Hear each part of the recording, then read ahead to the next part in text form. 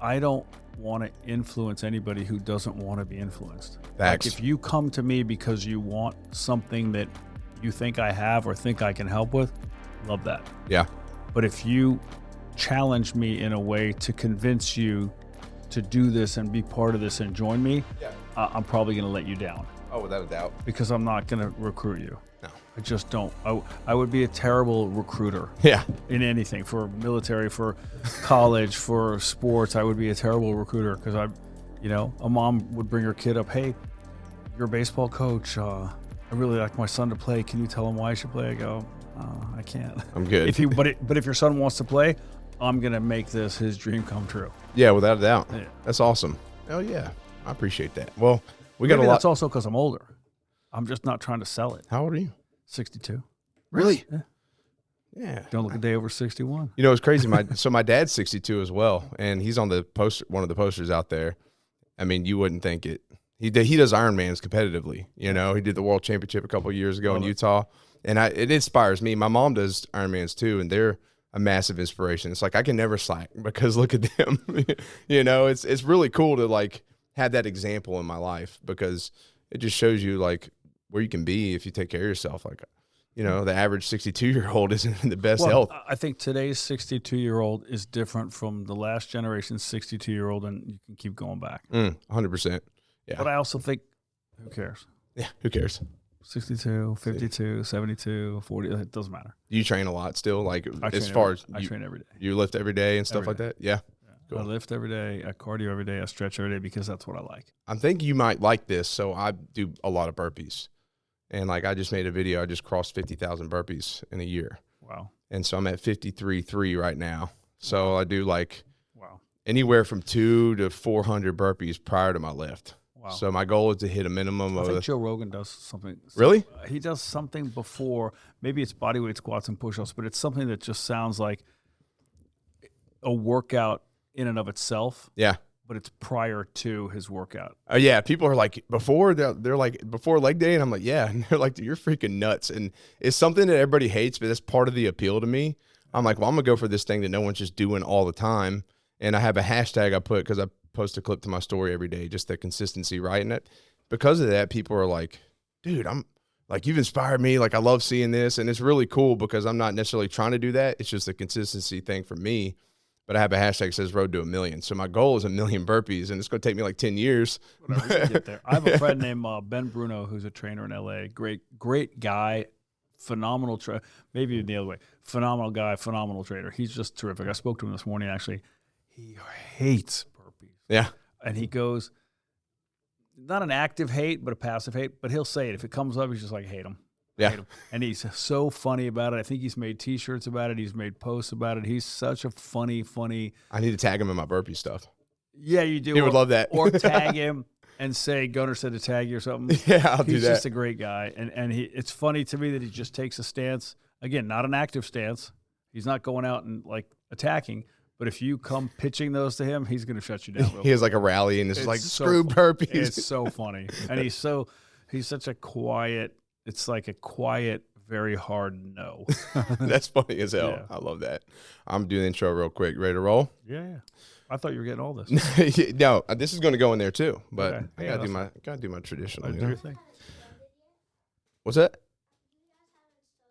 I mean, we've started. This is going in there. We got to have the banter, you know.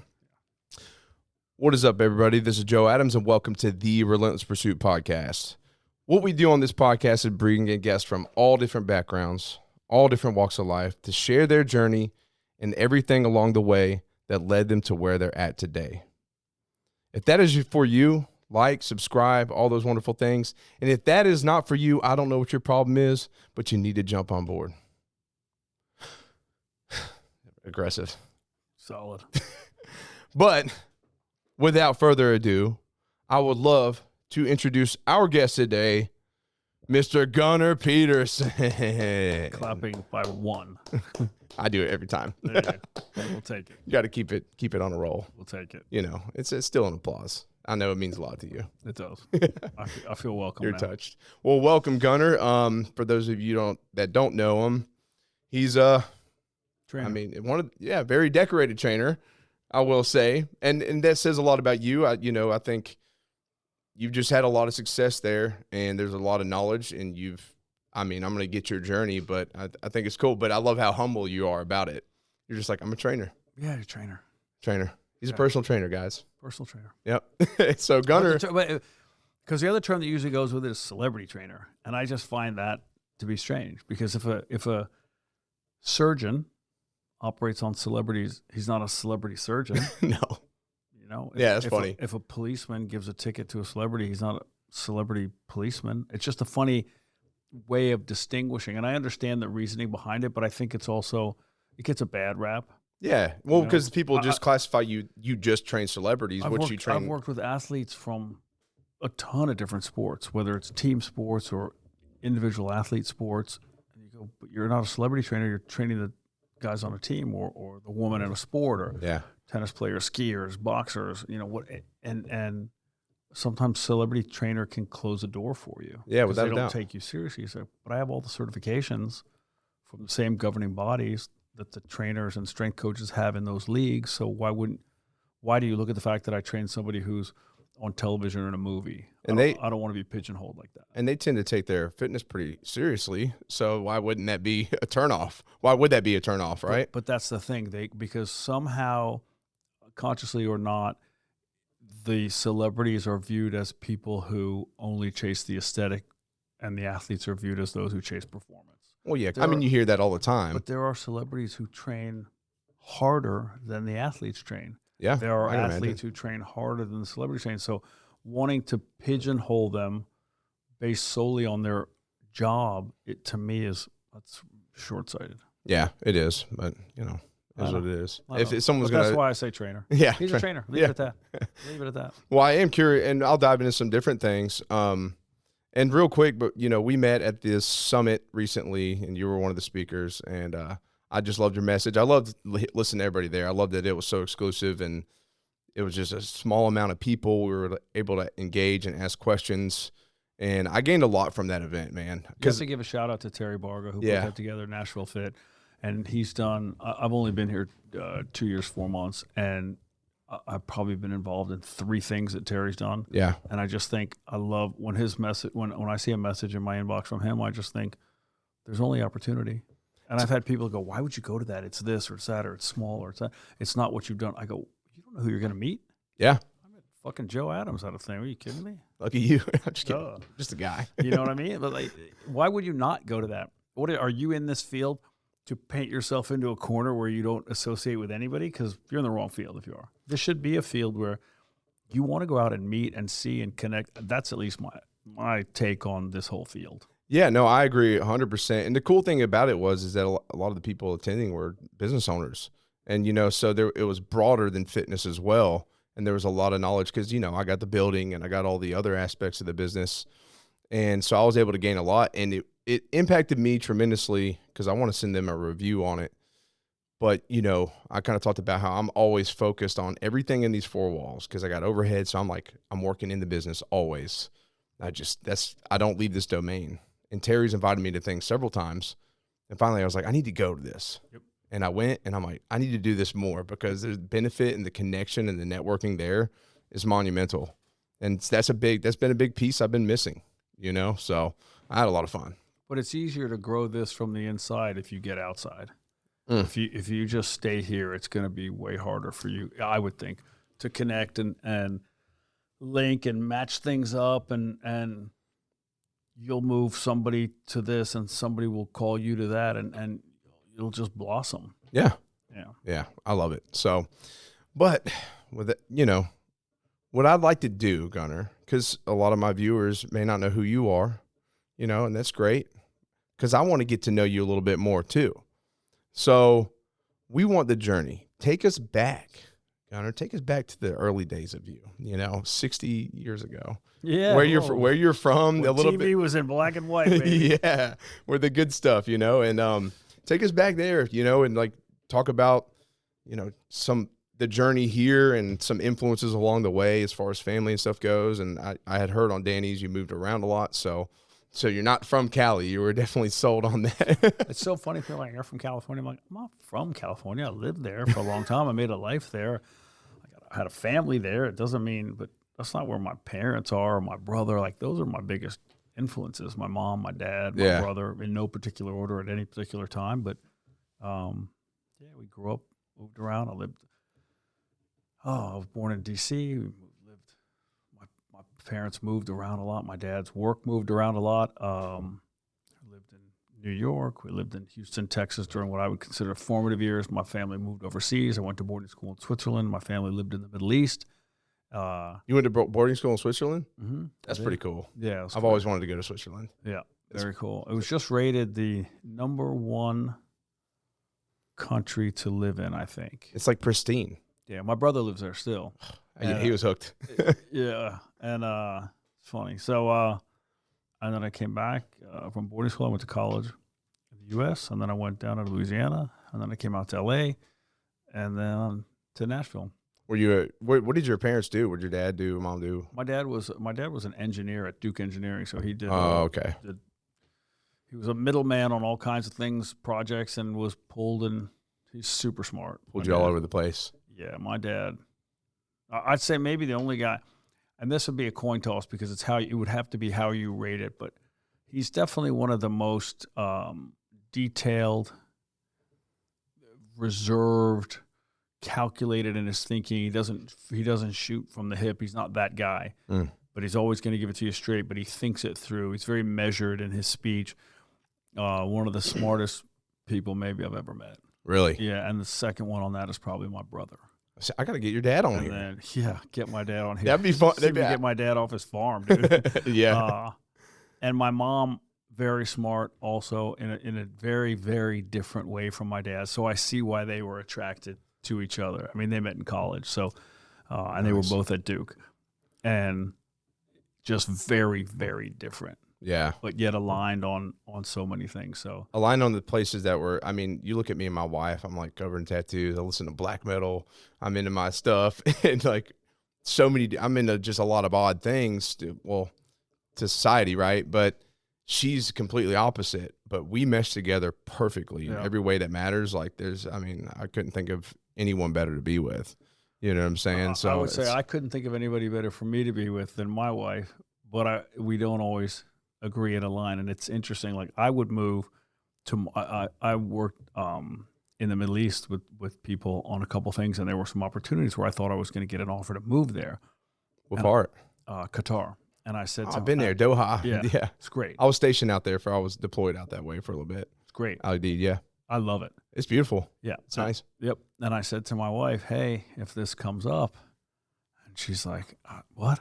Move to the Middle East? And I said, because to me, not that it's normal. You can't make it like it's normal, but it's not an unimaginable concept because my family, we did that.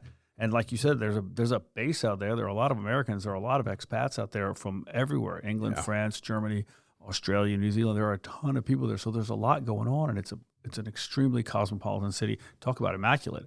I mean, you could almost compare it from a pristine standpoint to Switzerland in that regard. Yeah. But that's a tougher sell to my wife. And it didn't materialize, so it's moot. But it was interesting to, like, when I hear that there's a potential offer, I would jump right away. Yeah. My wife's like, pump the brakes, buddy. So funny on that. Yeah, I'm like you with that. I'm just head first. Like, let's do this. But it's not head first in an irresponsible way. Oh, yeah. I mean, obviously I'm not going to do it if you can't earn a living, support your family, be responsible, and do all those things. But if there's an opportunity and it's like, what can I turn it into? What could come of it? What could it lead to? It's not just that door. It's the next 3 doors. Yeah. Let's see where that goes. I'm in. Let's go. I love it, man. Yeah. But it didn't work out. But you've been all over. It's never off the table. Yeah, right? It's never off the table. Oh, you can still go out there? Well, let's see. There has to me, there at this stage of my life, and I actually just had this conversation with my son who's he's 24, birthday's coming up. This is not the stage for me to make jumps like that. Yeah. You know, you have a family in tow. It's not just what you're supporting, it's what you're supporting going forward. And even if it looks great now, does it have does it have legs? Is there longevity to it?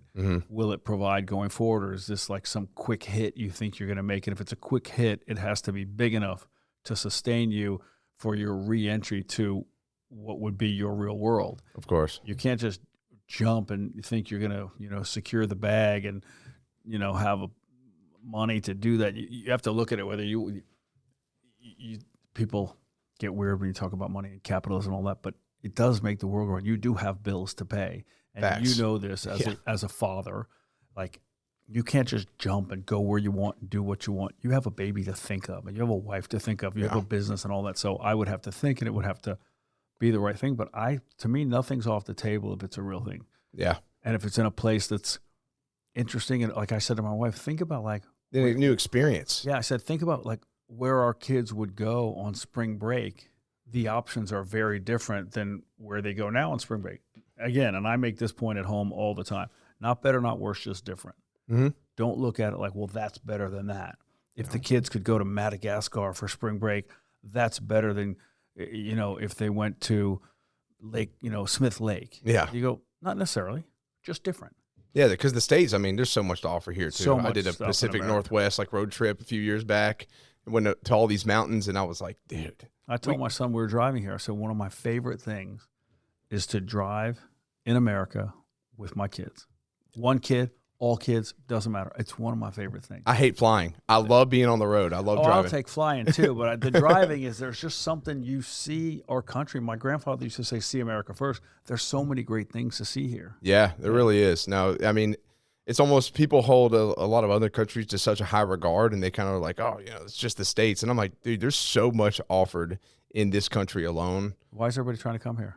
If it sucks so bad, why is everybody trying to come here? I think it's interesting too, because you said you're talking about moving out there, but hell, like Middle Easterners move out to the U.S. all the time. All the time. Yeah. Well, but I'm not trying to move there. Yeah. I love that I'm in Nashville. Yeah. This was a very Tennessee's awesome. It's awesome. I love it. My dad lives, and my mom and dad lived in. They live outside of Memphis, this side of Memphis, and it's great. It's beautiful. It's full, like people say, it's God's country. Whatever. It's beautiful. I mean, you look up just even the cloud patterns. You look at the landscape. There's hills, there's mountains, there's lakes. It's just everything, and it's beautiful. Yeah, you can't really beat it. Yeah, it's God's country, as they say. That's what you say. Yeah, and you go, all right, I'll give you that. Yeah, I'm not going to argue. You're not wrong. I love it. When you were going through, schooling and all that, were you a big athlete? I was in a boarding school that had 20. Well, we lived in a boarding school that had about 75 kids, all guys at the time, and then we bused to our sister school, which was an all-girls school, and about 23 of us bused. So there were like 23 boys and 125 girls. So essentially, with 23 boys, if you could walk, you were on the team. I mean, I was fat and I ran cross country. Those two usually don't go hand in hand. Yeah. So I was an athlete in that I was ambulatory, so I was on the team, right? Yeah. Ski team, bowling team, track team, soccer team, basketball team, but not because I was great. I was a skier for sure, but not because I was great at any of them, just because I was a body. Yeah, for sure. And it's crazy though how things have shifted now. You're like training people from all over, and you're an expert in this. I mean, if you wouldn't say if you go 10,000 hour principle, yeah, for sure, we got that on lock. Yeah. But you have to see like the funny, like you train certain people from certain sports, and you've had people question why you. You go, because I know the sport. Maybe I don't play it, maybe I don't, but if you watch it enough, and if you study it when you watch it, not just casual watching, but if you're staring at the sport, you can see, and even different positions within certain sports, there are different movement patterns, there are different recruitment patterns, there are different things they are going to be able to have to do. There are different things that they're going to tax over and over and over again. And can you preventatively set them up to not be injured and to be able to continue performing at a high level? That's important for those athletes and for those teams. So that's why you get called in, because you are watching the sport with intention. So you're watching, you're watching them, and you're able to like just kind of look at the mechanics and see what needs to be applied to their training and their recovery in order to help them perform. Yeah, it's all about observation. And even better if you play it or have done it, and I've done all of them, not at any high levels, but when you've gone to enough practices, you kind of know what that's going to feel like and look like. Nice. And then you watch it all, And then you talk to them and you spend time with the athletes and you say, oh, okay, I see. Well, the training program, the strength and conditioning component of it, not the skill stuff, because you don't want to see me on a basketball court. But the strength and conditioning part of it, I got this. I see what energy systems are being used. I see what muscles are being recruited, what movement patterns are going to be used over and over and over again. How do we prepare that? And how do we prepare it from the other side to not break down? Because you're not going to be able to pull off on the pattern, right? It's going to happen. They're going to sprint down. They're going to do weaves. They're going to cut. They're going to fast stop. They're going to pivot. They're going to change the direction. You got to be able to train so that all that can be done repeatedly and done well. That's I like how you say that, because you're, and you're not just one niche. You limit yourself by sticking to a niche of certain type of training, right? But if you're able to like open your mind and be, one is believing in yourself enough to be able to do it. I'm capable of training anybody in any of these things. You just have to do it. Even if I haven't trained somebody in a certain style or that wants to do a certain thing, I'm like, I got you, because I'm going to figure it out. But that doesn't mean you go down and when you prep your workout for that person that you sit down and you start cranking out your same shit. That's it's got to change. Yeah. That's irresponsible, and that's your ego. Facts. You have to pull back. You have to put in the time and look up the training programs of everyone that came before you. Yeah, I mean, you see that a lot with a lot of coaches. They'll do the cookie cutter thing. No, doesn't work. I do not do that for anybody. It doesn't work. Yeah, and you're selling yourself short, but you're also, because you're not growing any, but you're also like doing the people that are paying you their money a disjustice as well. I think it's a slap in the face. Huge disservice. Yeah. We write different programs for every person every day. Yeah. And I've had people say to me, why can't you just like do the same stuff? Well, they're different people. They have different goals. They're coming into it with something different than they did the last time. They're organic, so they're changing. The workout, it doesn't mean it has to be 180 degrees different, but there has to be, in my opinion, variations on what they've done in the past. You'll also lose them to boredom. Yeah. Right? I try to keep it, and it's not like bells and whistles. Hey, look, we're doing this crazy, hokey, one leg juggle on a Bosu ball. Yeah. But you do incorporate tools that are. I'm open to all the tools. I've been an equipment guy since day one. I love going to trade shows. I love trying new things. Could you get it done with 2 cinder blocks and a broomstick? Yeah, for sure. Yeah. Could you get it done with just body weight? You could. I could also walk home from here, but it's just not as efficient. Take you a little bit. And it's not as fun. Yeah. Right? So that's why I like using the stuff. And you hear people say, oh, calisthenics, body weight, that's the way to go. Yeah, okay.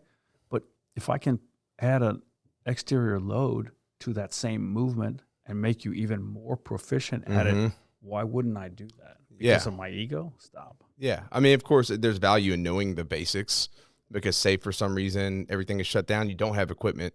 Yeah, well, now you can just be resourceful, and all you need is a gallon jug. You could do plenty of stuff with 100%. Some gallon jugs and, train yourself and stay fit. But gallon of water weighs right around 8 pounds. So work backwards from there. Exactly. But if the stuff's there, why the hell not use it? That's the cool thing about it too. There's a lot of these things apply. Yeah, there are a lot of trainers who poo-poo the new stuff. I'm like, send it. Let me see. Where's the trade show? I'm in. Yeah. I got a small space and I've only got so much equipment, right? So I got to make do, but you just got to, that in turn also makes you just get really creative with what you do have as well. And if you're, I worked with an NFL guy years ago, quarterback, and we were doing something on a Monday and he laughed and he said, dude, we never do the same thing. I love this. He said, when I'm with the team, I look up and at 11 o'clock on Monday, I know I'm always on my 3rd set of incline bench. I said, what do you mean? He goes, because where the bench press is in the weight room. And he goes, and it's just like, and I said, but there's got to be something comforting in the routine of that. He goes, it makes me bored. And maybe that's one guy's take on it. Maybe others do find solace in the fact that there's a routine and a rhythm to it. But he loved the fact that we mixed it up. Yeah. And we're still getting results. So at the end of the day, for the athlete, I just had this conversation with someone. That's what it's about. For the athlete, if you tell them whatever they're doing, however weird it is, however boring it is, however difficult it is, it's going to yield an improvement in performance, they'll take that. But other demographics, not so much. Other demographics, performance isn't what's out there. It's either going to be they're pursuing health or they're pursuing aesthetics. Yeah. And I don't judge any of those. Whatever you're pursuing is fine. If I can help get you there, great. Sign me up. Yeah, for sure, man. I love that. Take us back to, so you went to college at Duke, right? I did. Yeah. Did you finish that? Yep. Yeah. Okay. What would you go to school there for? French and Spanish. French? Really? Yeah, I'm a trainer. Just talk to me in French. No, I'm just kidding. Don't. Si tu veux, on peut faire tout ça en français. Yeah. Yeah. So I know what you mean. yeah. So I didn't know what I wanted to do after college. I didn't know. Yeah. I knew I wanted to graduate Same. college, and so that's what I did. Yeah. And then, you take jobs here and there, and you try to find your path. Yeah. I've tried to share this with my middle son Jack right now, he's done some great jobs. He's worked in pro sports and everything, and he goes, "I don't know what the passion is, Dad." And I said, "You might not know for a long time, dude. Like, you got to keep doing jobs until something, either a door opens or you knock down one or something, and something presents itself where you start doing something over and over, and you realize, wow, I love doing this. I can't not do this, double negative." And that becomes your thing. Yeah. I mean, And your thing doesn't have to also be the thing that you do for a living. There are people who do the job just for the job, and then the thing that they are is completely separate from that. different outlets and hobbies, I guess you could say, Sure. right? So the job funds the other thing. Yeah. But for me, luckily, it's one and the same. Yeah, without a doubt. I love the training for myself. I love watching other people work. I love watching other people get it. And improve. I improve. I love watching other people get pissed when they can't do it, whether it's the lift itself or get into a workout. I can't come in Wednesday.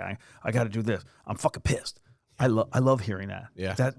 I see how invested they are. That's a huge win for them and for me. Yeah. And for our relationship. Without a doubt. And it's I like how you pointed that out, to your son, because I had a buddy that interned here for a little bit, and he was just talking to me, and he was trying to figure it out. And I talked to some younger people that are just trying to figure out what they're going to do. And I said, listen, it took me till I was 30 and getting hit by a car to figure out what I want to do in my life, and even then I had to grow into this space and then get to a place. But it can take some time. Just try different things out and just follow your heart with it. Even when I started, it wasn't because it was the thing for me. It was something to do that was going to provide an ancillary revenue stream Yeah. that I could do that didn't seem that difficult because I loved working out on my own.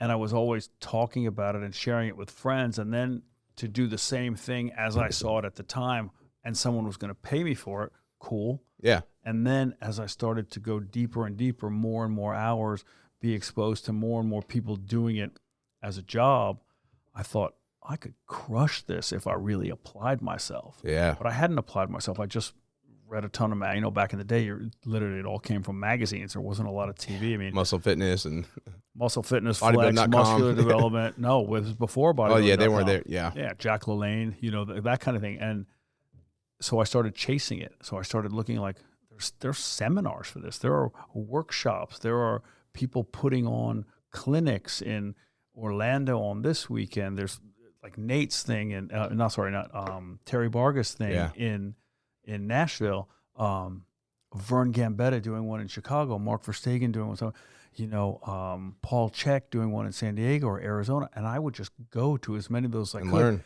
But you're learning, but especially when you're in the beginning, you're learning so much. Yeah. Now you're going and there's a lot of rehash, a lot of redo, but I still go as often as I can. You pick up 1, 2, 3 things per seminar. You're that much better every year. I go to Sorinex Summer Strong every year in South Carolina, and I'm coming away with a new friendship, a new experience, a new technique, a new piece of equipment. It's just why wouldn't you turn back into your industry, whatever your industry is? I mean, if you're a pilot, you should be going to like pilot conferences or all those things. You know what I mean? You should be following, and you're also, as you become the older guy in it, you're also paying back because people want to hear from you or talk to you, and then you pull stuff from them, and it's just a way to continue your growth in your field. Yeah. So never stop with that. Never. Well, I got a shirt that says that I put out a while back. It says "Comfort is a slow death," but I think that's like applies to anything in life. Like really, Southern comfort is a slow death. yeah, that is too. It's been a while for that for me, but you know, I think it applies to anything in life, whether it's your career or your spiritual path or whatever it is. As soon as you get comfortable there, well, then you stop growing. Yeah. And you're only just going to be limited to like this baseline, but you're never going to excel at whatever it is that you do. But if you're doing well in it and it's making you money and it's not your passion, that's okay. I think to keep clocking in, clocking out, as long as you have something that when you leave there is your pursuit. And that can be your family, that can be a sport, that can be travel, whatever it is for you. I don't judge that, but I do think you should have something that you're always looking to learn more about and dig deeper into. It gives you purpose. Well, like my dad, I mean, he's always worked in the same industry, you know, my whole life, and it's not been extremely fulfilling, but it's paid him well, and it's enabled him the ability to go do Ironmans everywhere, and he finds so much fire there. Perfect example. You know? Perfect example, yeah. So I think that's really cool, but that's because not everybody's meant to be an entrepreneur or do some crazy thing, but like we look at things on Instagram or whatever the page is, and we're like, oh, we need to be doing something else with our life. And it's like, man, just find things that you love to do first and then do the best at those. It doesn't have to be what pays your bills. But if it is, even better. Like the old saying of if you love what you do, you'll never work a day in your life.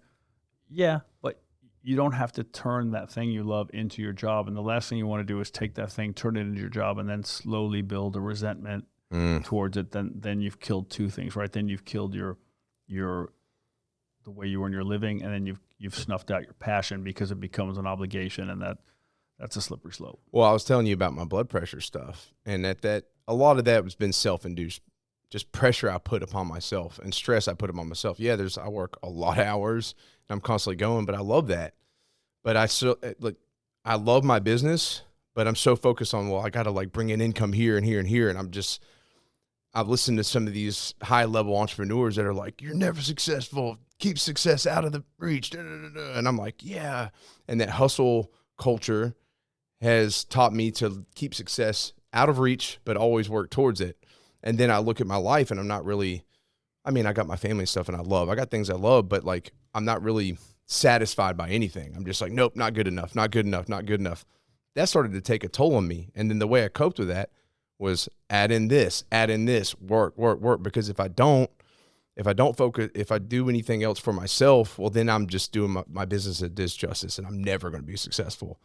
So I had that where I had to go to the hospital and, you know, get on meds and stuff. And it's been a totally different, I'm reworking myself internally big time. I love getting outdoors. So like next Wednesday before work, I don't got clients till 9 a.m. I'm going to go to Tullahoma and go hike down to Machine Falls and meditate for like an hour and then come into work and work all day. But like, that's going to fill my cup and it's going to make me better, you know, being out in nature and doing stuff like that. So I'm right there with you. It's like I get the cup full at every turn. Yeah. Meaning I wake up early because I like to. Same. I beat my alarm 4 days out of 5 and I go work out and I'm alone 95% of those workouts. Every now and then my other trainer comes in and he's great. Colin Shane, I'm so lucky to have that guy out here. But I do that, but that fills my cup. Yeah. Then I see my clients. I love that. I'm at the point where the people I train are the people I want to train.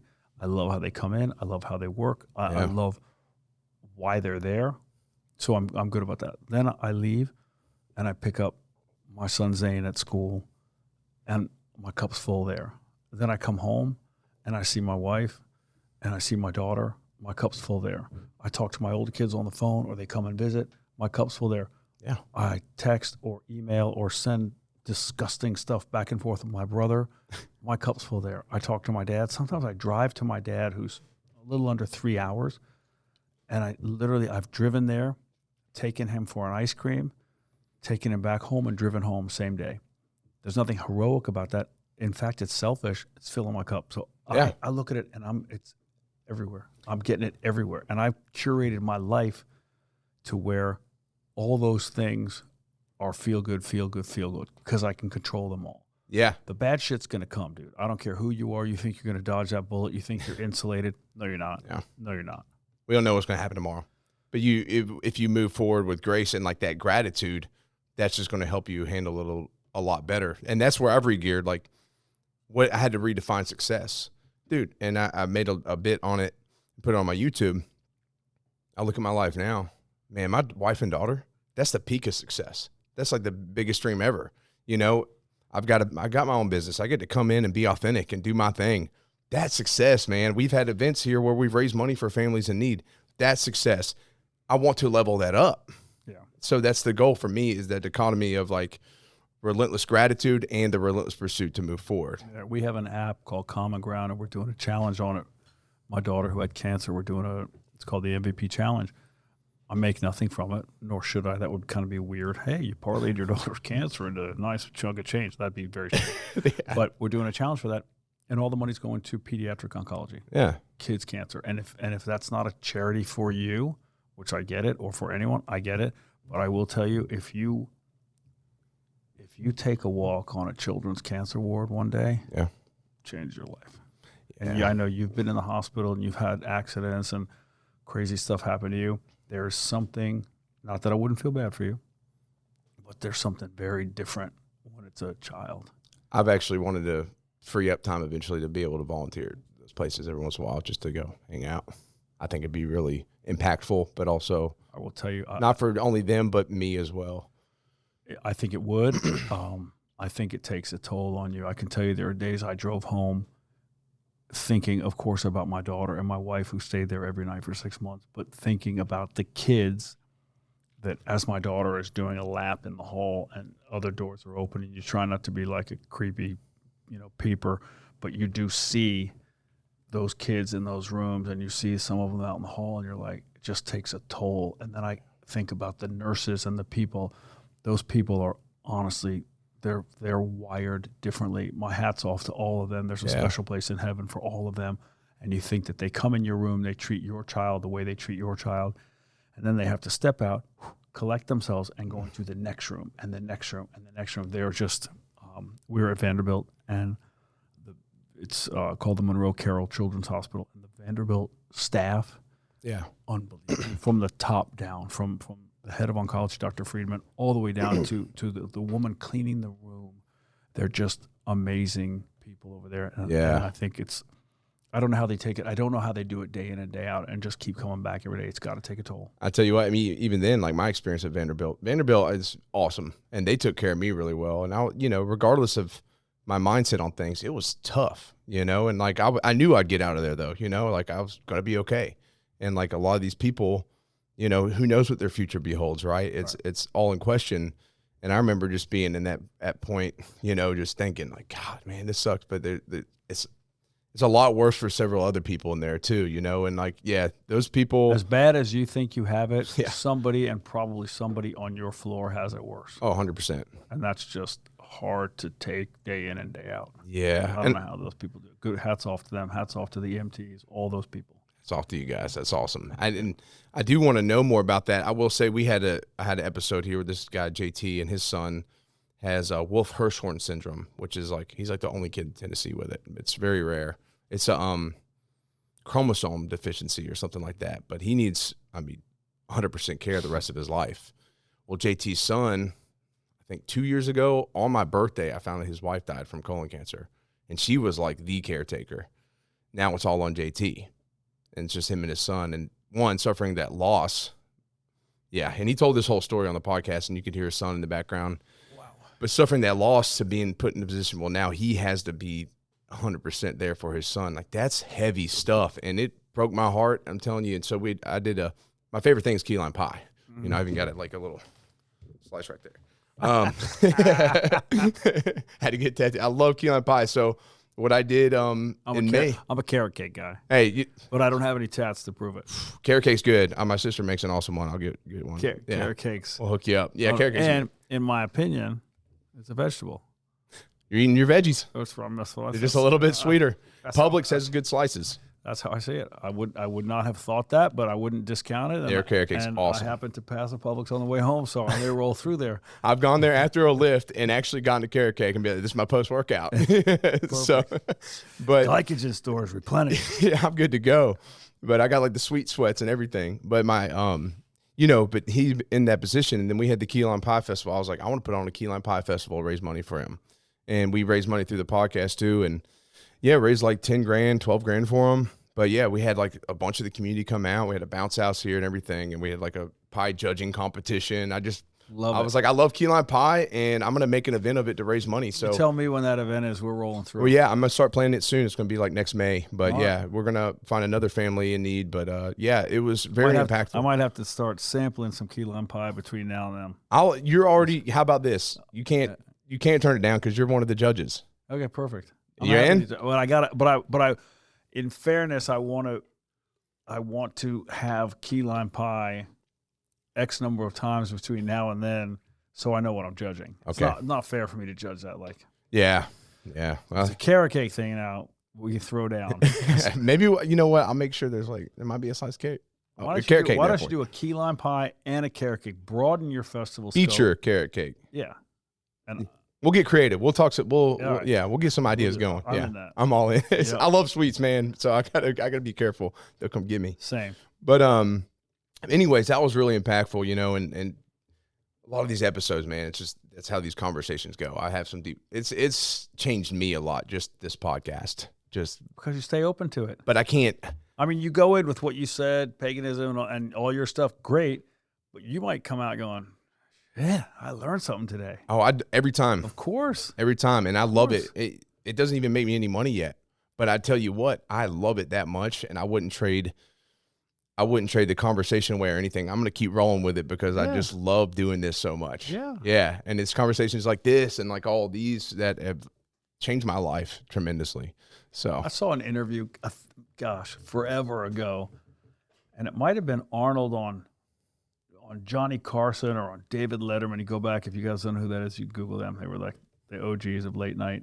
And Arnold talked about his time in the gym was like his boys' night out. Like he didn't need to play poker. He didn't need to play golf. He got it all out of his system in the morning working out. Yeah. You hang out with your bros. You do dude stuff. You make the jokes. You do the stuff, and then you have your day and your work, and you don't it's an outlet. To me, this would be an outlet. If I had a podcast, I can't. I mean, if I had time for one, but if I made time for one, I should say, because that's a choice. I wouldn't need like other hobbies. Yeah. I feel like with my working out, I don't need it. Like people are like, what else do you do? I go, I work out. Yeah. Try different exercise equipment. Honestly, I'm right there with you. Because of my kids, I don't need anything else. I have their stuff. Before my daughter got her cancer, I did stuff with her all the time. Even just playing Barbies 20 minutes, like that's a thing. Yeah. With my son, it's baseball and it's soccer.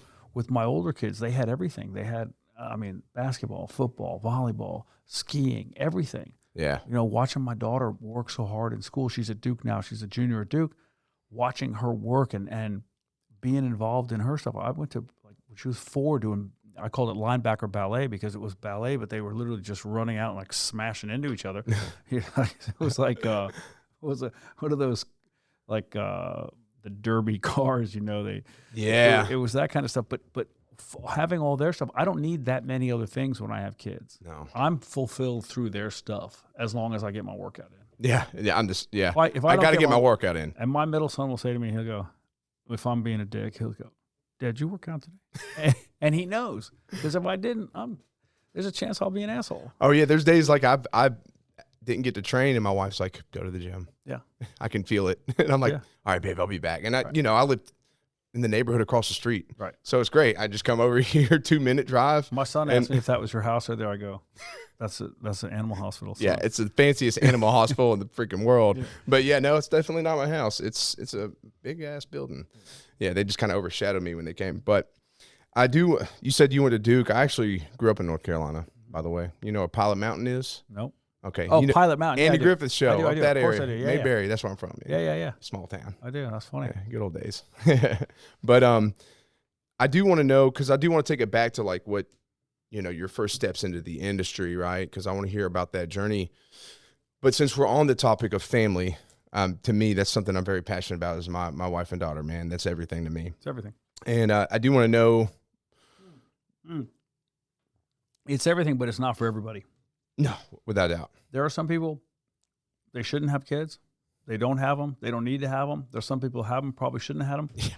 I mean, It's not for everybody. It's a mindset. Kids are a mindset. I feel the same way about marriage. Marriage is a mindset.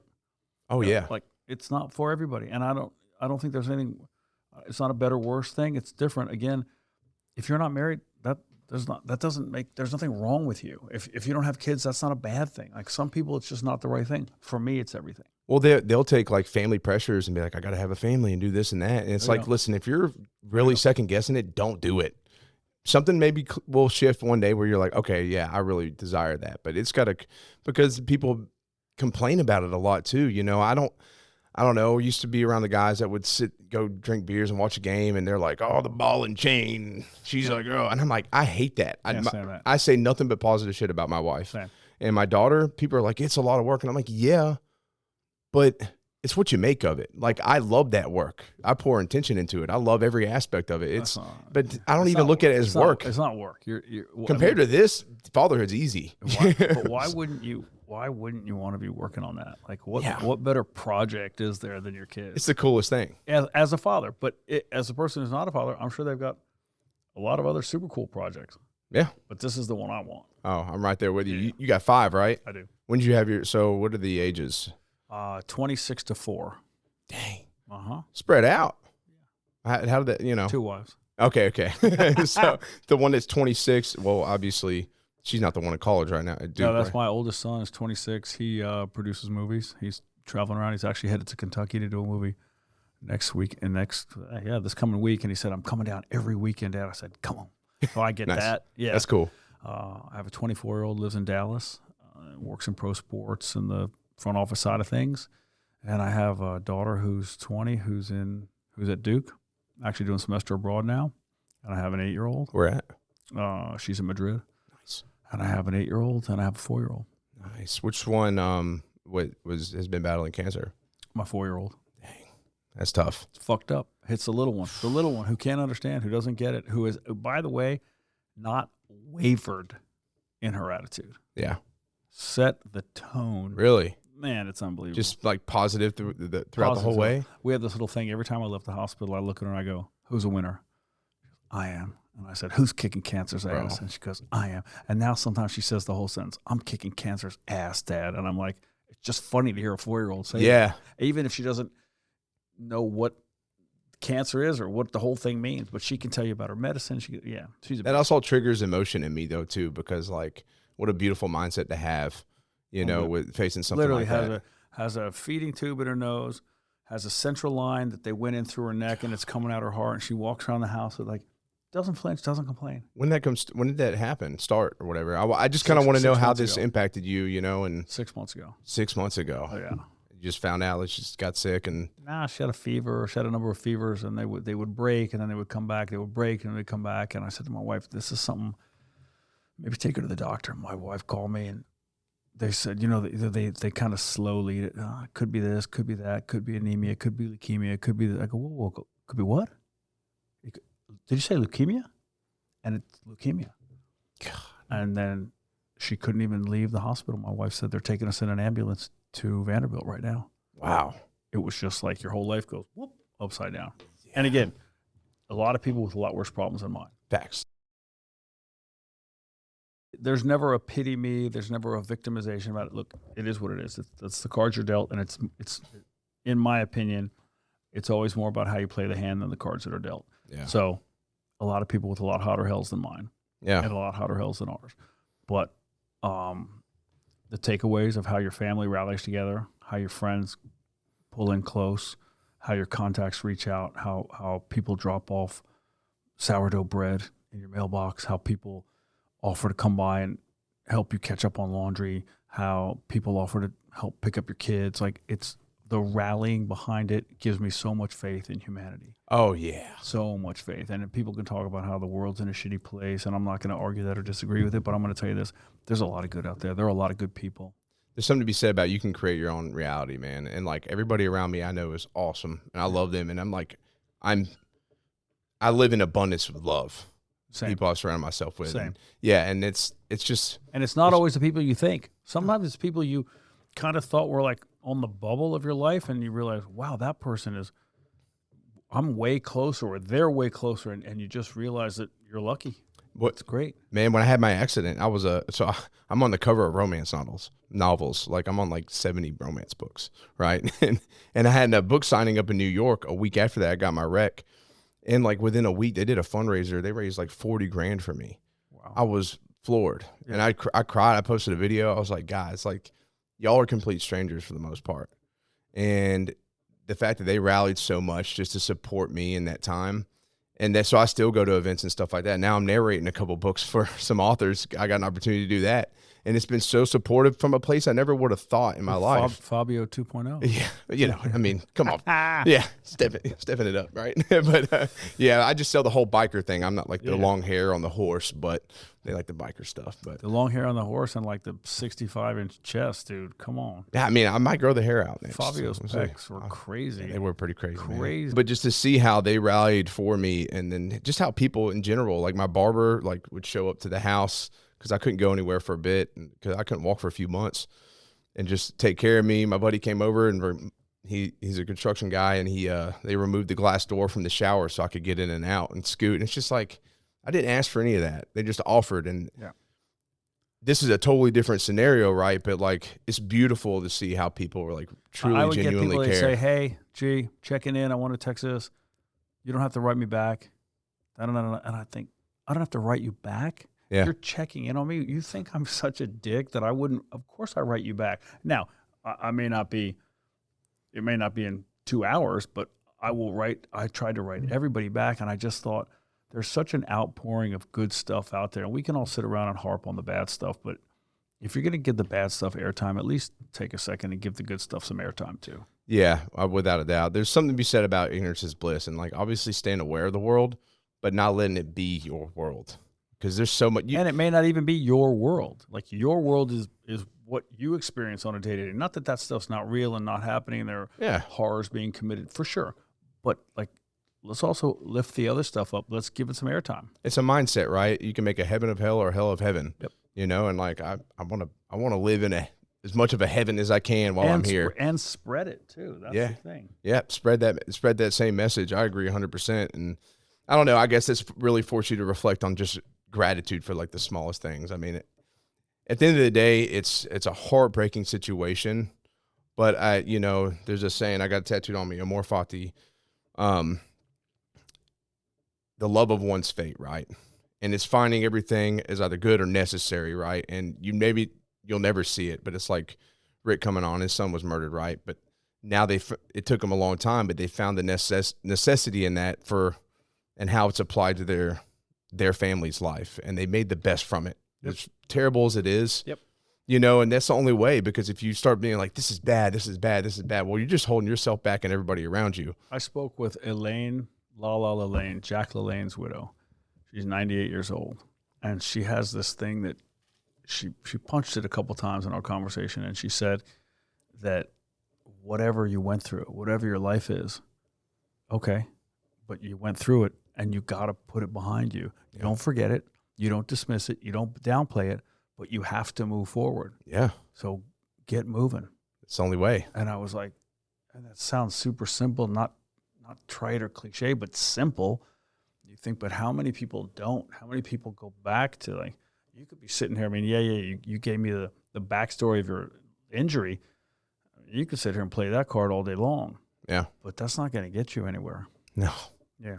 I can use it. I can use it to fire me up, and you can use those things, even the worst parts of you that you were one day, right? People talk about karma and whatnot. And they're like, I'm just always going to be this person, man. I've done this and this and this. And it's like, no, you can make the choice to be somebody else today. You can put all that behind you. You can relinquish that karma, and you can be the best version of yourself. But also, all here. I've never been a workout guy. Can be today. Yeah. Right now. Yeah. Step in there. Do some curls, Holmes. Let's go. All it takes is one step. One thing. It's just I've never been a health eater. Start today. Right now. Yeah. You can do that. And that's what's cool. And I think that's what's cool also about this country. And it's not necessarily fake or chameleon. I'm reinventing myself. You can reinvent yourself anytime. Without a doubt. In any way. Yeah. In any aspect of your life. I've never really worn clothes like that. You could right now. Yeah. You could start right now.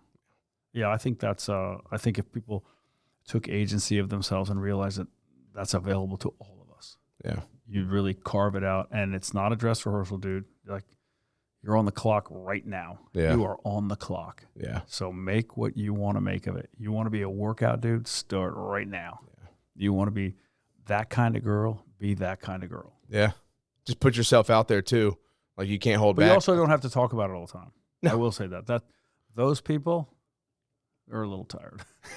Yeah. The ones that constantly lead with what their newest incarnation of themselves is, and maybe they're doing that to reinforce it within themselves, but the ones who are always pitching how they are X, Y, or Z, I think you can go about it more just being a decent person, and then you pursue that stuff on your own time, and over time that people know you as that. You can, yeah, because you can typically kind of see through that facade or that mask, right? You don't have to hard sell. I say, are you selling that to me, or are you selling that to yourself? Yeah, true authenticity shows. Just be authentic. Correct. Yeah, and but just like you said, like that 98-year-old lady said, it was a very simple concept, what she had said.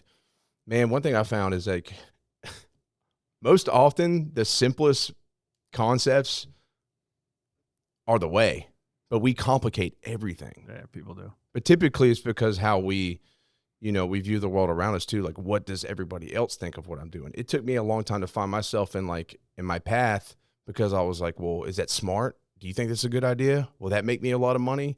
I was asking everybody else for the answers when I was always within myself. You know what I'm saying? And I think, like, we're too worried about what people are going to think of what we do or how we do it or how we present ourselves, rather than just being authentic and keeping it real and moving forward that way. You look at it like this. I had a conversation with a client years ago, a very, very well-known, truly in every sense of the word, an icon, cinema icon. And he said, in 100 years, no one will know you were here. And I was like, 100 years? That doesn't seem like anything. And then I go back in my own family, 100 years. Do my kids know who my great-grandfather was? No. So you think about it, that's not wrong. So it doesn't, a lot of the stuff you're worrying about doesn't really matter. I will say, you want to something crazy? Like this podcast, though. This is a shift in that. But because I agree, but, like, I'm putting out all these episodes, and, like, they'll live out there. Someone will find it in a time capsule kind of thing. It's kind of wild. Like, yeah, for sure. I'd love to go hear my great-grandfather having a conversation, Yeah, but then I go like this. Like, I mentioned Jack LaLanne to you, the godfather of fitness. You may not know who he is. A lot of trainers I know the name, don't know Jack LaLanne. Yeah. You're like, but you should do your homework. You should look into that. Jack LaLanne, that was 1950s, 1960s. That's 70 years ago. Yeah. He's godfather of fitness. Had the first fitness TV show. Like, he was the guy. And people don't know that. Everybody should know that, right? Like, you would think they would, but they don't. Field, but like you say, the podcasts are out there. There are more podcasts being recorded every day. Yeah, true. So will somebody find this? Maybe will somebody go, oh, that guy, that was my great-great-great-grandfather. Maybe they will, maybe they won't. You think about movies. Like, there are certain movies you haven't bothered to go back and see, from the 50s, 60s, 70s. Like, probably certain movies you have no idea. You rode a motorcycle. Did you ever see the movie Easy Rider? Iconic American film. Yeah.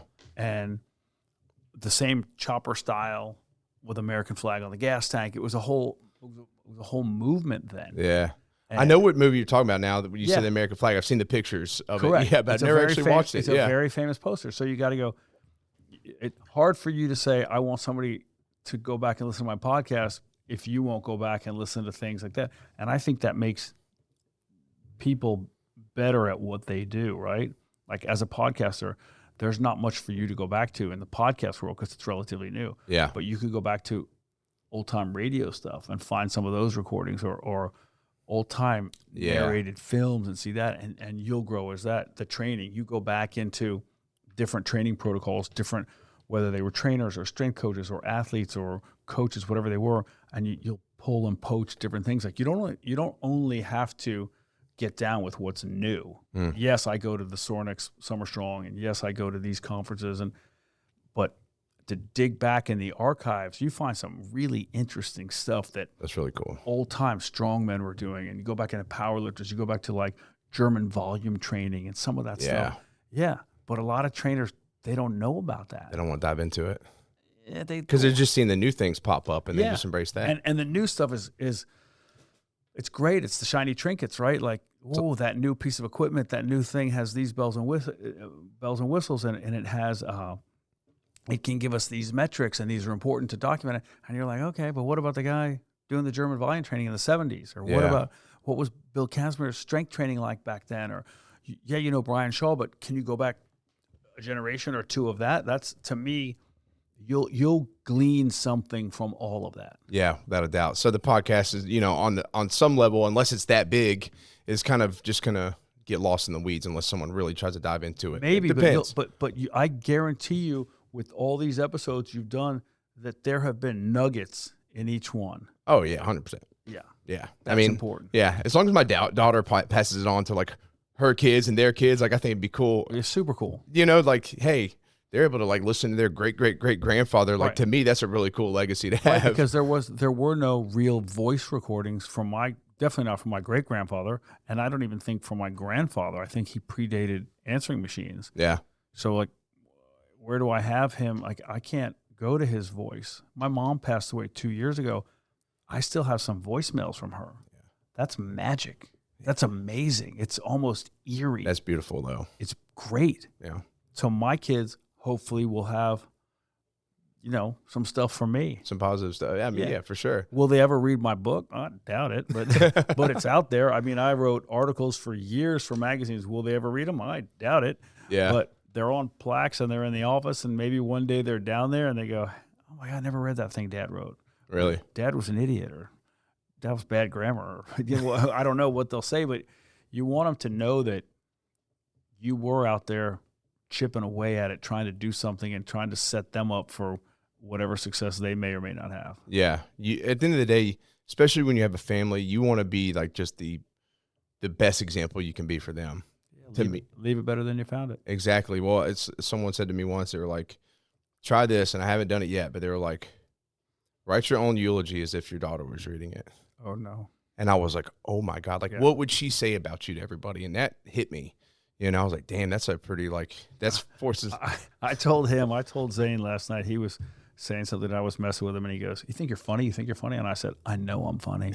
And I said, in fact, when you're at my funeral, someone will say, he was such a funny guy. Why do you say that? I said, because I don't need you to check me on the humor category. Pal. I think that's funny. He's probably just like, what the heck is wrong with you? Let's talk about when you're gone. I go, because I want you to know that we have these times together, pal. Well, that possibility is always there too. I do a lot of writing. I got a big book where I write just stories and like my dark thoughts and this and that. Well, I talked to a buddy of mine, and one thing, we got to close. One thing I actually just started doing, man, is like a video journal called the Aussie Files. My daughter's name is Aussie. I told my buddy, I was like, hey, man, I'm going to add you to a Google Drive with just these like 10, 15-minute videos of me in here just talking to my daughter about things. And I was like, if anything ever happens to me, like I want them to get to her. And he's like, dude, I'd be honored. That's a great thing to do. I'm pissed that I didn't think of that 26 years ago. Pretty cool, huh? Yeah, super cool. You can start now. But like to me, it's like, man, kid files. I'd call mine the kid file. The kid file. Right now, I'll just have one, so it'll probably shift when we have another one. But yeah, I don't know. It's just like something. I was in the shower and I was like, man, I need to do this. And I texted him immediately, and he's like, I'd be honored. And so it's just like if something ever does happen, because I know the reality of like facing even death. If I just record them and leave them on my phone. Yeah. Yeah. Keep it. I got the equipment. I'm just going to use it. No, But of course. But That's a very cool idea. Yeah. Thanks. All right. So I got a new hobby now. Hell yeah, man. I love that. Well, I'm glad that you were able to take that nugget from me. It's been a really good time. I know you got to cut out. I want to dive into so much more. We'll do it again. We'll come back. Yeah, you have to. Now I know where you are. Yeah, now you know where I am. You're always welcome. I'd love you. I'd love to have a podcast where we do talk about training and you bring a guy with you. I'd love to meet him as well and get connected. And I did want to ask, I think, what's the biggest impact maybe families had on you, like having a family? Like how has that shifted you? I mean, I don't know. It's keeps me grounded. Keeps you grounded. Yeah. I keep my family immediate and extended. Keeps like, don't believe any hype. Yeah. Because no matter what I do, no matter what accolade you get, you're still just the guy in the family. Like, my brother will always keep me in check. My dad will never be impressed. My wife will always ask me to do something around the house. My kids, no one cares about that stuff. That's work. Yeah. That's not who you are. That's what you do. Yeah. And that's not a bad thing. I think that's a great thing. Don't start drinking. Yeah, don't start drinking your own Kool-Aid. Be a good person. Yeah, I love that. And my final question I ask everybody, in both your professional and your personal life or time together, what is your relentless pursuit, Gunnar? Staying alive. It's health. It's being able to be present in everyone in my family's life as much as I can. And when I say present, I mean, like, if you use a sports analogy, I want to be on the field, not on the sideline. Yeah. So as long as I can be involved. Yeah. Right? I love that. Right. If I can be at all the birthdays versus making a phone call, that's better. I love that, man. Yeah. Being present. And is more so than just being a body, just being present and being able to embrace every bit of that as much as you can. Oh, yeah. Well, hey, Gunnar, it's been an honor, man. This was a lot of fun. You know, cool. Guys, he'll be back because there's so much more to dive into. But this one was just really us getting to know each other quite a bit. First date. Yeah, it's our first date. I loved it. Next time we'll share some carrot cake and some key lime pie. I'll wear something low cut. Yeah, maybe me too. No, it's an honor having you, man. I'm looking forward to the next time. And yeah, me too. It's a blast. So thank you. And we'll get you up to my gym soon too. Yes, sir. Looking forward to it. Come up and do some curls. Oh yeah. All right. Or thanks, some guys. burpees. Yep. Oh yeah. Thanks, guys.